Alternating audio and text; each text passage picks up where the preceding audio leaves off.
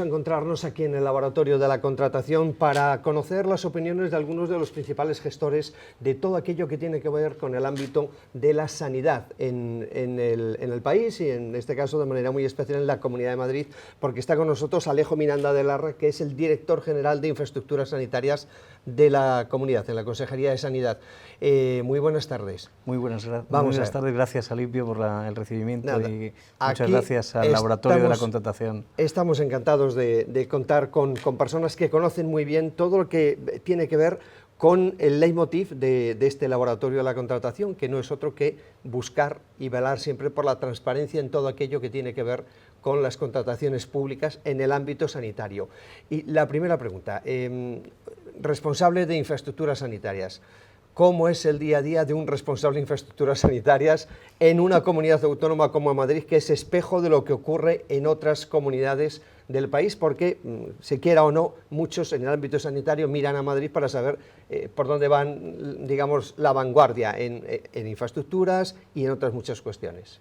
Pues nosotros que llevamos las infraestructuras sanitarias y la tecnología también de la Comunidad de Madrid, realmente tenemos un ritmo frenético. Somos una dirección de más o menos reciente creación, llevamos 1 año y medio funcionando como dirección general, pero claro, nos podemos imaginar lo complicado, lo complejo que es coordinar todas las obras de mejora, de rehabilitación, de ampliación de 34 hospitales públicos, entre los cuales están los hospitales más importantes y más grandes de España, pero también 430 centros de salud distribuidos por toda la región en distintos puntos y bases del SUMA, bases de emergencias fuera de los hospitales, que también necesitan pues, rehabilitación, mejoras, ampliación en muchos casos, reubicación. Bueno, pues todo eso, afortunadamente contamos con equipos fantásticos de ingeniería hospitalaria en los hospitales, de equipos de infraestructuras en primaria y en el SUMA, que nos ayudan, y por supuesto en servicios centrales pues un equipo bastante experimentado que permite que bueno, pues este ritmo frenético pueda llegar a buen puerto.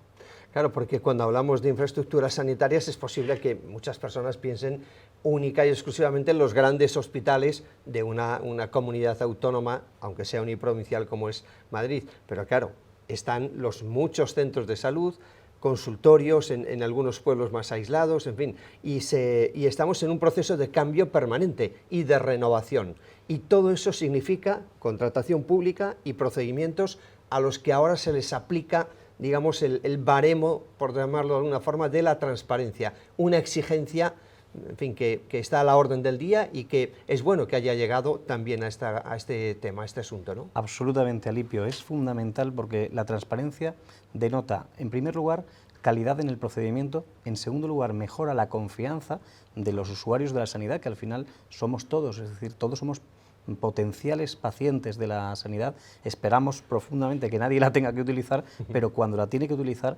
tenemos que estar ahí, tenemos que ser ágiles y para eso los procedimientos de contratación deben ser absolutamente limpios, respetando los principios de concurrencia, transparencia, publicidad, información. Cuanto más transparente sea el procedimiento, menos expuesto está a posibles recursos y además más claro, más entendible para los propios usuarios de la sanidad. Es decir, nos encontramos muchas veces ante la frustración de vecinos que saben, porque así ha sido anunciado, que se va a ampliar determinado centro de salud, pero desconocen cuál es el procedimiento administrativo que hay detrás. Entonces, para nosotros es fundamental que conozcan bien ese procedimiento, porque desde el momento en el que el gestor público, el político en un momento determinado o el funcionario de turno toma la decisión de que se realice una ampliación, una mejora, la construcción de un centro, pueden pasar hasta 27 o 30 meses hasta que se pone la primera piedra, y eso no significa que estén repensándolo ni que se haya dilatado los tiempos, sencillamente es que hay varios procedimientos administrativos que hay que realizar hasta que por fin se coloca la primera piedra, desde el momento de que hay que hacer una transferencia de una cesión de parcela, un estudio geotécnico que hay que licitar, ejecutar y después recoger, la licitación del proyecto de ejecución, la supervisión de ese proyecto que en ocasiones hay que externalizar y hay otra pequeña licitación para externalizarlo, y finalmente la licitación de la obra, que es complejísima, con importes altos, y eso hace que sea mucho más susceptible de recursos. Cuanto más transparente sea todo este procedimiento hacia los propios licitadores, desde los propios funcionarios y sobre todo hacia los usuarios de la sanidad, va a ser siempre mucho más sencillo para todos y además evitaremos frustraciones de quien no entienda por qué hemos anunciado este centro y no se construye hasta 2 años después. Pero es que es el procedimiento legal que vamos a cumplir sí o sí, aunque nos encantaría poder construir mucho antes, pero la ley es completamente necesario cumplirla. Claro, quizás desde el punto de vista de los ciudadanos lo que no se conoce, claro, no se entiende, es que una vez que se toma una decisión política generalmente de vamos a construir o vamos a hacer, por ejemplo, por poner un ejemplo, vamos a hacer un nuevo Hospital de la Paz, que usted ha sido, tiene ahí parte fundamental. Bueno, desde el momento que se dice eso hasta que empieza la obra de ejecutar ese proyecto y se termina, pues claro, pasa mucho tiempo. Como se desconoce, uno tiene la sensación de que si dicen que vamos a hacer un nuevo Hospital de la Paz, es que enseguida se va a poner, van a empezar a colocar ladrillos. ¿Cuáles son las fases básicas, elementales, para, por ejemplo, construir un hospital nuevo? Bien, pues en el caso de La Paz, por ejemplo, que nos sirve efectivamente de ejemplo, digamos que la primera decisión, que es la más importante de todas, es una decisión asistencial. En sanidad tenemos muy claro que quien manda no somos los de infraestructuras, sino que los de infraestructuras lo que tenemos que hacer es responder a una necesidad de los ciudadanos asistencial. Asistencial significa la prestación del servicio sanitario. Asistencial es curar, cuidar y acompañar, es decir, lo que necesita un paciente. Y eso lo tienen que determinar profesionales sanitarios.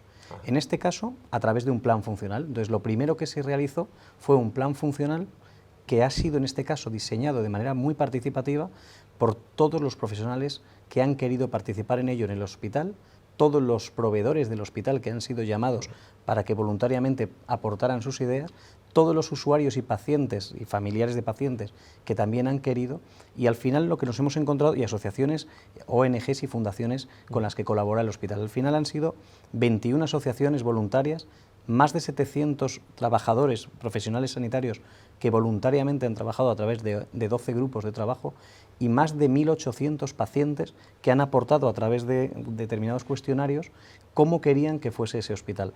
Con esos datos hemos diseñado un plan funcional, un plan de espacios, un plan de dotaciones de equipamiento y un estudio previo que nos sirve como estudio de viabilidad, por así lo define precisamente, de ¿se puede hacer esto que piden los profesionales en esta misma parcela y en un plazo de tiempo razonable? Y la respuesta ha sido sí, se puede hacer si se siguen estas fases. Y a partir de ahí pues hemos convocado un concurso que se inició el año pasado en febrero, fue aprobado por Consejo de Gobierno, me parece que fue en abril, y ha tenido 3 fases. Una primera fase ha sido para llamar a los estudios de arquitectura que quisieran participar y que se presentaran sus ideas. Ahí hemos tenido 15 estudios que se han presentado. Nosotros no sabíamos quiénes eran, simplemente cuáles eran los proyectos y con qué lemas se presentaban. Entonces, lo que queríamos era que, para que hubiese una absoluta transparencia y que no hubiese ninguna posibilidad de filtraciones ni de intereses cruzados, hemos suprimido la identidad, con lo cual la confidencialidad de todo el procedimiento se ha sabido velar. De allí hemos seleccionado 5 finalistas que en la segunda fase han sido evaluados por criterios técnicos por un jurado de expertos formado por 13 miembros, de los cuales 9 eran arquitectos e ingenieros de reconocido prestigio, nombrados pues, por la comunidad, por el ayuntamiento, porque hemos querido colaborar, que estuviese incorporado el ayuntamiento, la propia dirección de infraestructuras, el Servicio Madrileño de Salud, los colegios profesionales de arquitectos y de ingenieros, y ellos han determinado cuál era el proyecto que más puntos tenía. La puntuación técnica ha valido 90% del peso y solamente un 10% del peso ha sido la económica, es decir, nos asegurábamos con eso que no optáramos por un proyecto barato, realizable, sino con un proyecto de calidad. La calidad ha sido la clave. Y todo el procedimiento ha tenido los principios de transparencia, de concurrencia absolutamente cuidados, hasta el punto de que los participantes cuando ya después se ha desvelado quién estaba detrás, nos han reconocido. No habíamos participado en un concurso tan transparente, tan participativo y tan abierto como este. Con lo cual sabemos que el proyecto ganador, además de haber sido elegido por unanimidad, por un jurado de expertos, ha sido absolutamente abierto y participativo. Es el que los profesionales del hospital han querido. Ellos son los que han diseñado su hospital. Claro. Y una cuestión, ¿usted como presidente de ese jurado tenía voto de calidad o no? Tenía voto de calidad, efectivamente, porque lo exigía así la norma, pero sí es cierto que no lo he tenido que ejercer en ningún momento, porque la decisión ha sido unánime.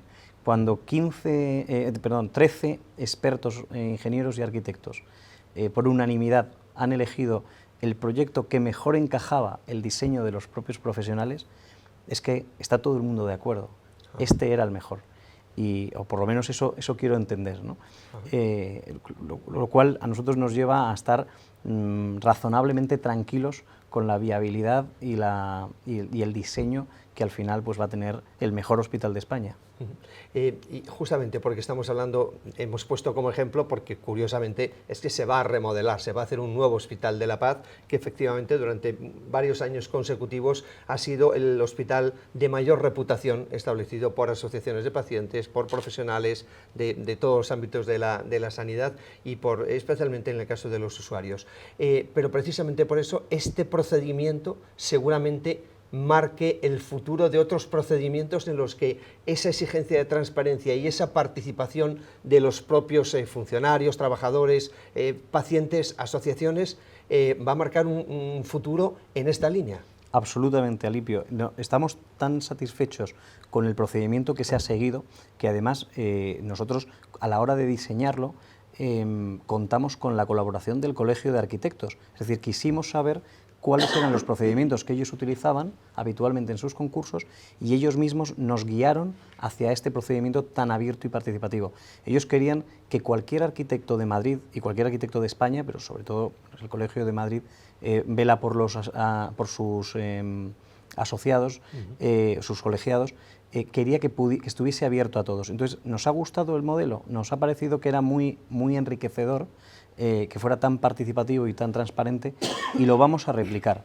Es decir, tenemos previsto pues, convertir el antiguo Hospital Puerta de Hierro en el barrio Puerta de Hierro de Madrid, que todos conocemos, que en este momento está, digamos, en estructura, en esqueleto, lo vamos a convertir en un nuevo centro de cuidados y recuperación funcional, que va a ser un centro de media estancia, muy orientado a los cuidados, a la recuperación de determinadas patologías y bueno, va a dotar de 240 camas más la red de cuidados y recuperación funcional de la Comunidad de Madrid, y queremos que el diseño de ese hospital se haga siguiendo, una vez más, este que hemos tenido en La Paz, que nos permite además ir informando a los ciudadanos de cuáles son las fases en las que nos encontramos.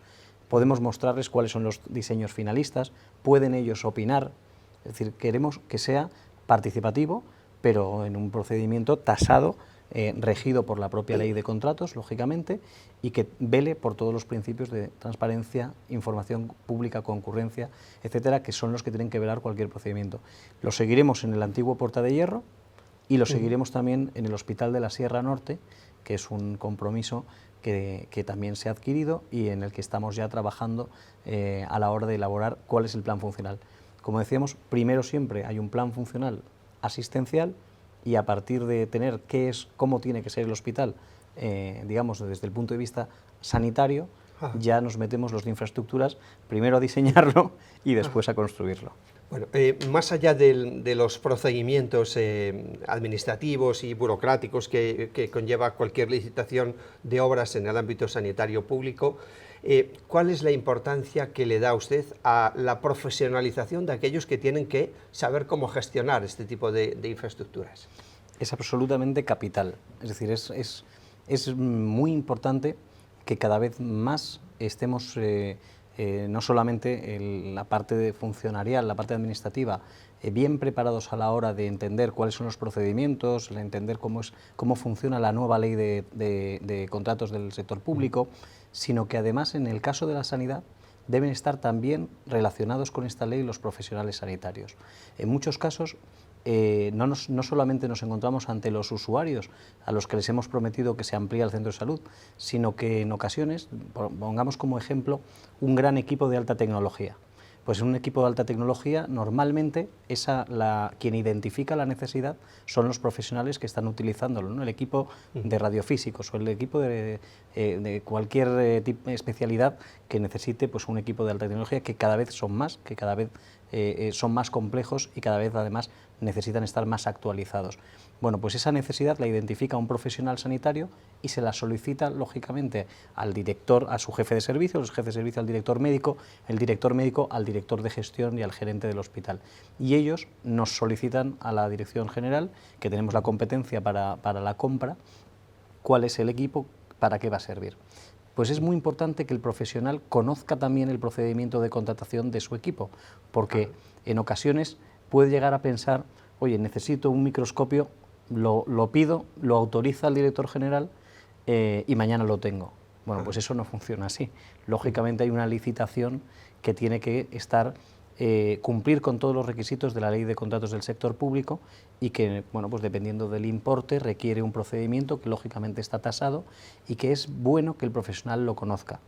Nos encontramos con equipos grandes, ¿no? Además de gran tonelaje, que en ocasiones bueno, pues se tienen que fabricar y que requieren una licitación, que hacen pocas casas y que determinadas características, además en los pliegos, pues pueden determinar que el equipo sea uno, sea otro, tenga una evolución o sean un grupo de equipos determinados.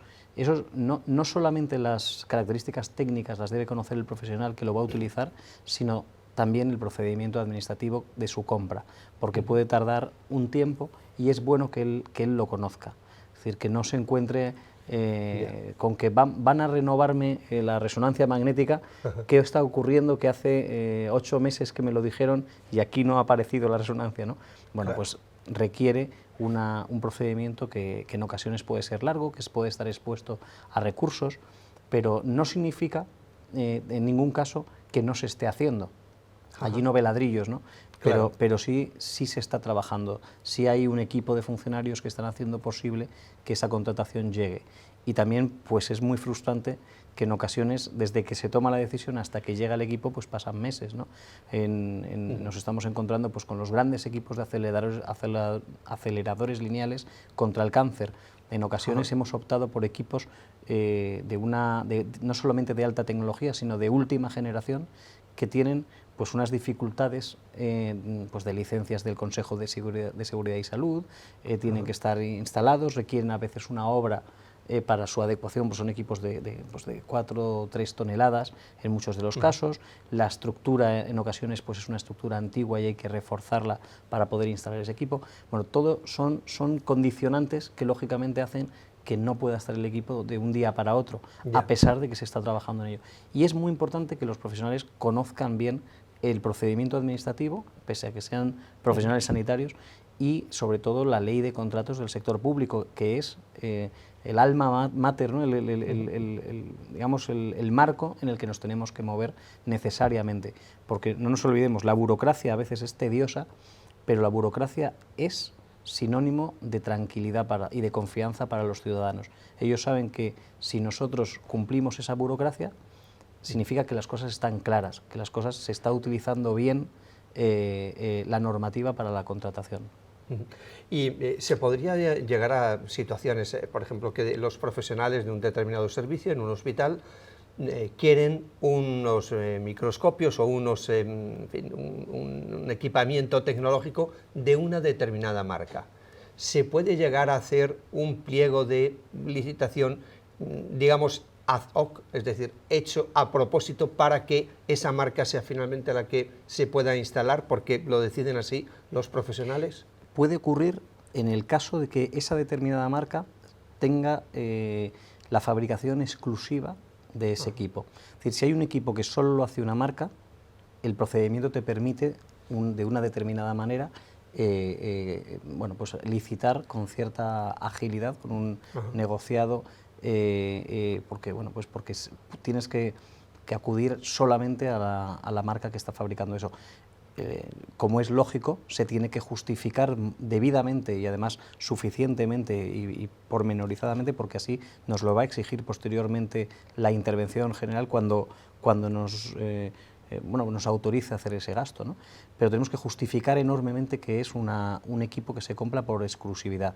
Lo normal es que no haya una exclusividad, es decir, los microscopios de determinadas características pues los hacen distintas marcas, distintas casas, y la propia industria también vela porque haya concurrencia y se den los principios de publicidad y de suficiente información, porque eso es bueno. Es decir, al final la concurrencia permite que el sistema sea más limpio y que se lo lleve el que ha cumplido mejor los criterios técnicos que establece los pliegos de contratación. Es decir, aquí es fundamental que no se den las cosas a dedo al que uno quiere, no, se le dan al mejor.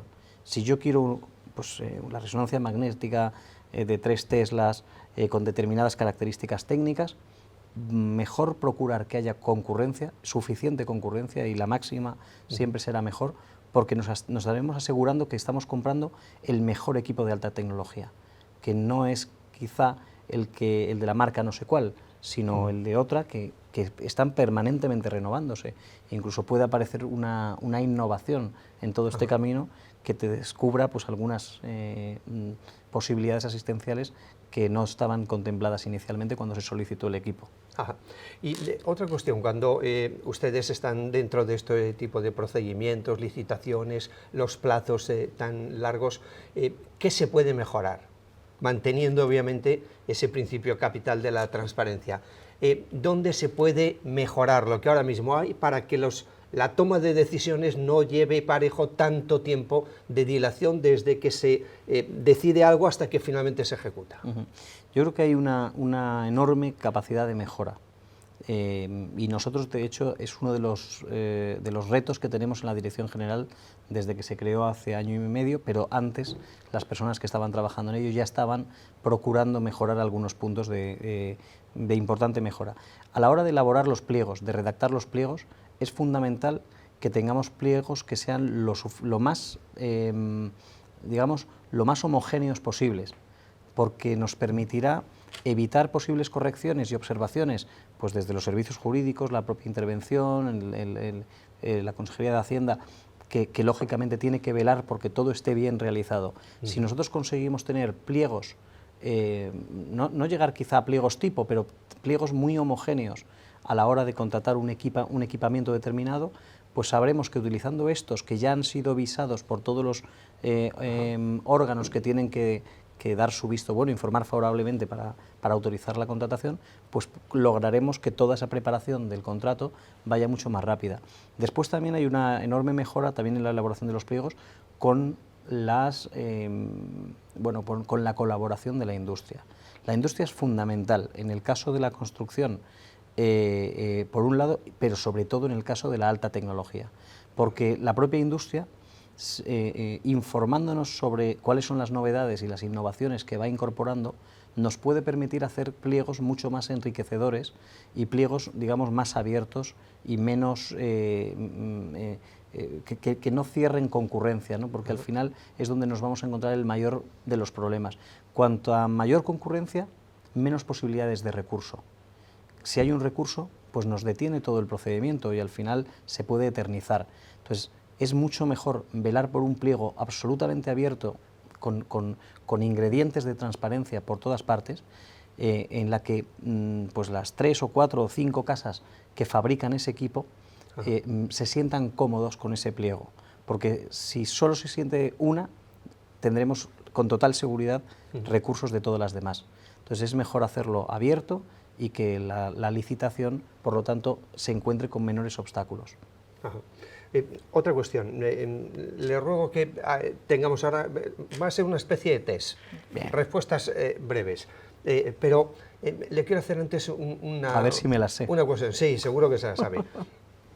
A ver, en su departamento, obviamente todos queremos las infraestructuras sanitarias para ya, para el momento, es decirlo y hacerlo, pero ustedes tienen que priorizar, y a la hora de establecer esas prioridades, en fin, ¿cuál es la capacidad, digamos, de gestión o de decisión que tienen ustedes para priorizar unos proyectos sobre otros? ¿Y en base a qué se hace eso? Tenemos muchísima capacidad. El Servicio Madrileño de Salud porque es quien tiene que establecer las prioridades, pero siempre son prioridades asistenciales. Ajá. Aquí manda la necesidad sanitaria. Una vez que la necesidad sanitaria está identificada, los departamentos de infraestructuras obedecemos, nos ponemos a ello. Es decir, ¿qué centro de salud hace falta tener primero? Bueno, pues esto lo establecen, lógicamente, profesionales sanitarios que ven cómo está la cobertura asistencial de una determinada zona y dice, aquí hace más falta, porque ha crecido la población, porque hay determinadas patologías que no están cubiertas, etcétera, etcétera. Pero siempre son criterios asistenciales que exceden a infraestructuras. Una vez que está priorizado por ellos, nosotros actuamos ya como departamento de ingeniería hospitalaria o de ingeniería sanitaria. Ajá. Vamos con las preguntas breves.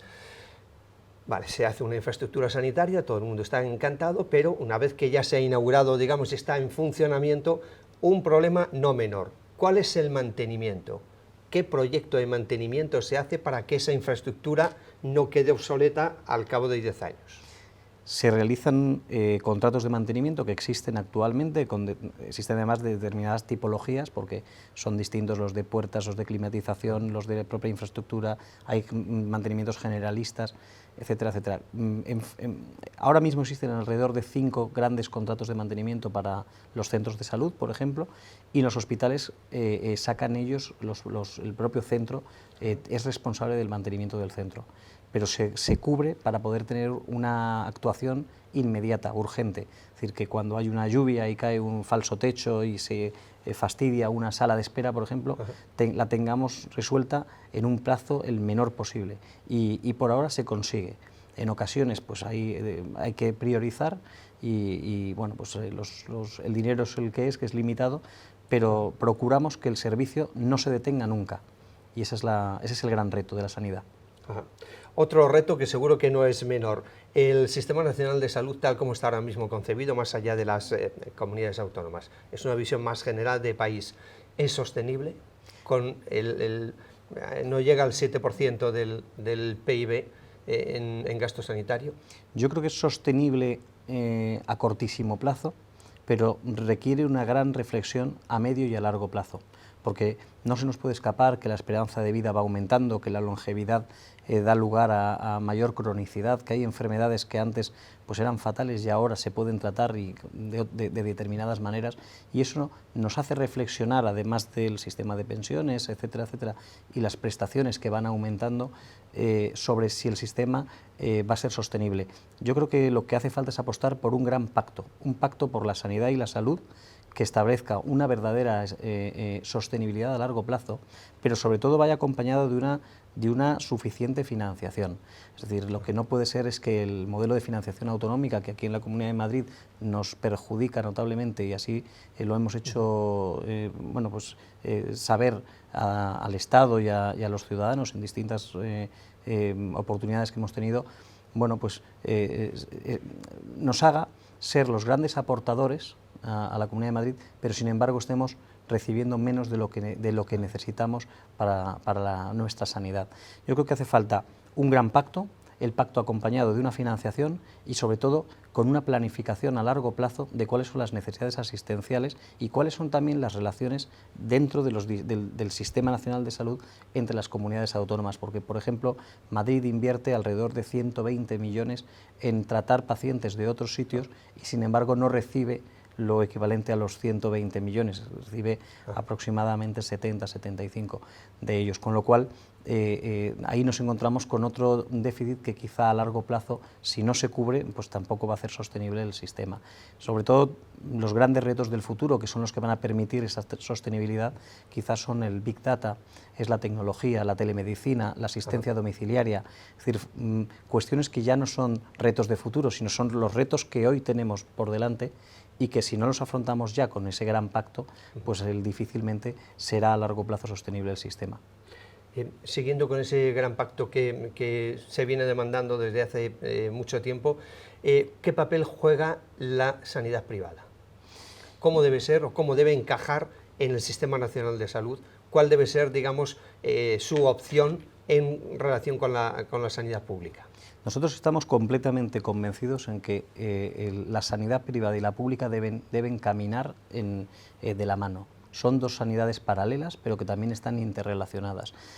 Un ciudadano tiene que saber que si quiere está la sanidad pública, que es universal, pública y gratuita, pero que si quiere también puede tener su seguro privado.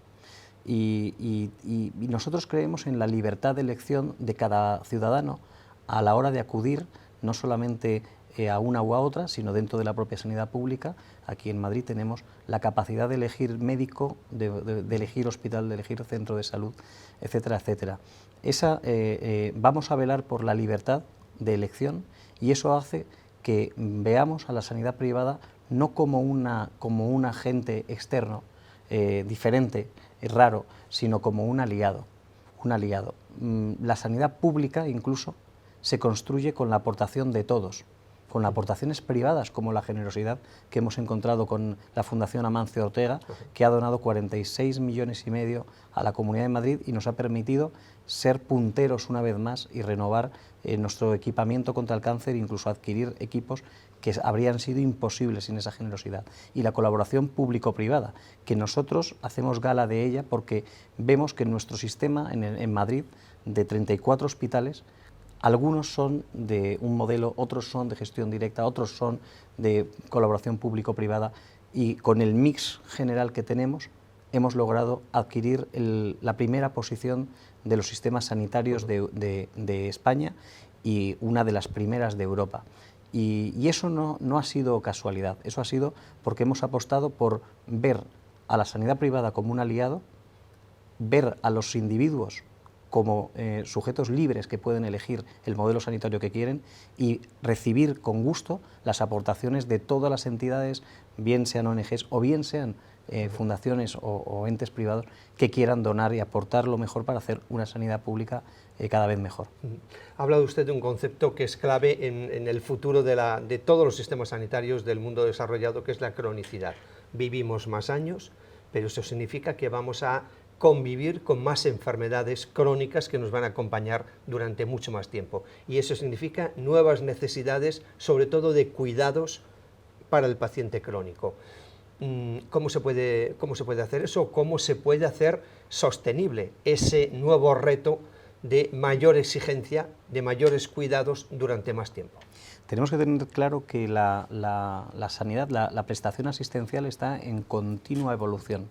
Lo que diseñamos como hospitales hace 50 años estaban pensados de una determinada manera y ni existían los grandes equipos de tecnología pesados, ni existían determinadas patologías que se podían curar en un día y uno se iba a casa. Es decir, seguimos todavía muchas veces pensando, sobre todo los ciudadanos, y en ocasiones nos lo preguntan también los medios de comunicación por el número de camas, ¿no? Y sin embargo aquí es mucho más importante de cara al futuro el número de puestos de hospitalización de día, etcétera. Esa continua evolución también hace que estemos viendo cómo evoluciona la cronicidad y la longevidad.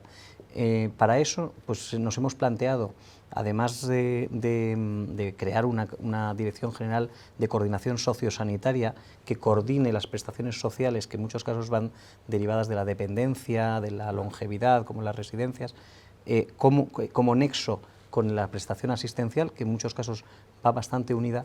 Pero nosotros desde el punto de vista de las infraestructuras también hemos querido hacer una apuesta. Los dos hospitales que antes he citado como nuevos hospitales que se van a poner en marcha en esta legislatura son precisamente hospitales de cuidados y recuperación funcional que atienden a la cronicidad y a la media y larga estancia, que son los que van a dar respuesta poniendo 330 camas nuevas a disposición de los madrileños para tratar este tipo de patologías que van casi siempre asociadas a la mayor esperanza de vida y a la longevidad. Otra cuestión que también es importante, lo ha citado de alguna manera, todo lo que tiene que ver con el Big Data sanitario y con la aplicación de las nuevas tecnologías de la información y la comunicación que están revolucionando también el mundo de la medicina y de la gestión sanitaria. ¿Cuál es el porvenir? ¿Cuál es el futuro de la aplicación de esas nuevas tecnologías y las exigencias que conlleva de transparencia, de nuevos procedimientos para garantizar la seguridad del paciente? A ver, ¿cómo lo ve? Sobre todo la seguridad del paciente, porque a la hora de hablar de datos, no nos podemos olvidar que esos datos tienen a una persona detrás, ¿no? Entonces requieren ser anonimizados y tratados en un entorno protegido para poder dar lugar a un trabajo posterior.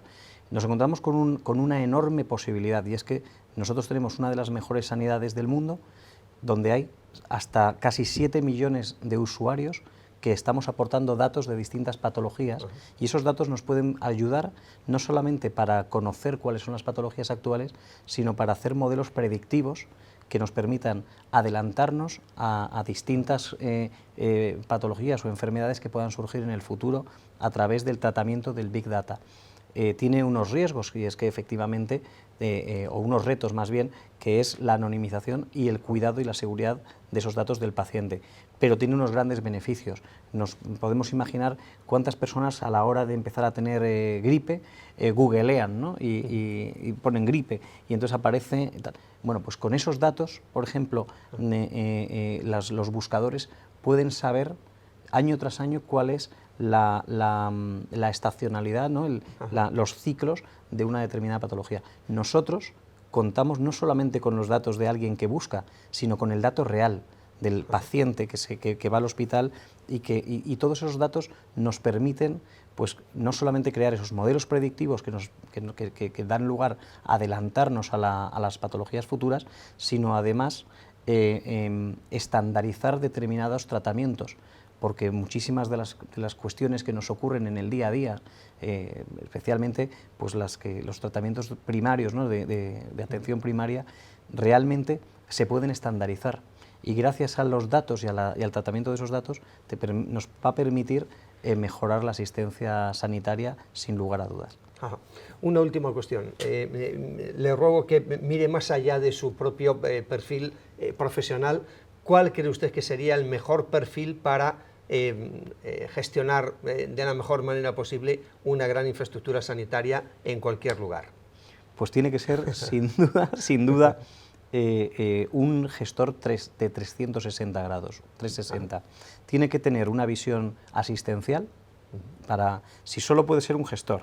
Sí. Si pueden ser varios, pues lógicamente se pueden combinar distintos perfiles. Vamos a buscar un Superman. Pero un Superman, el supergerente tiene que tener conocimientos lógicamente asistenciales, es fundamental. Tiene que tener también conocimientos de la administración pública, porque no nos podemos olvidar que la gestión de un hospital o de un centro de salud está metida en el marco de la administración pública, y tiene que conocer perfectamente el procedimiento administrativo y las leyes que nos rigen, como la ley de contratos. Pero además, a mí me gustaría que se incorporasen, que eso es un reto que poco a poco se está haciendo, ingenieros de procesos que ayuden a la mejora del proceso asistencial. Es decir, ¿por qué no solamente pensemos en los ingenieros a la hora de los grandes equipos de tecnología o de las grandes obras, sino que hay ingenieros de procesos especializados en mejorar y optimizar procesos, digamos, industriales? En este caso, también los hay especializados en los procesos asistenciales. Veamos cómo el proceso por el que entra un paciente en un hospital y sale se puede optimizar, y la mente de un ingeniero en muchas ocasiones puede aportar bastante. Esto es un reto que lo dejamos ahí, sin que lógicamente pueda desplazar a los necesarios profesionales sanitarios y la parte asistencial, que sin duda es el alma de cualquier infraestructura sanitaria. Pues muchísimas gracias por acompañarnos aquí en el Laboratorio de la Contratación y ayudarnos a entender más y mejor cómo es ese intricado mundo de las licitaciones, de los contratos, de la ley de contratos del Estado y todas aquellas exigencias que son necesarias para que, en fin, todos los ciudadanos disfrutemos de la mejor sanidad y que sea sostenible, que no es poco pedir. Efectivamente, muchas gracias a Alipio y muchas gracias al Laboratorio de la Contratación por su invitación. Es un placer acudir y poder compartir con vosotros nuestras inquietudes, que muchas veces son también las vuestras. Desde luego. Pues nada, muchísimas gracias.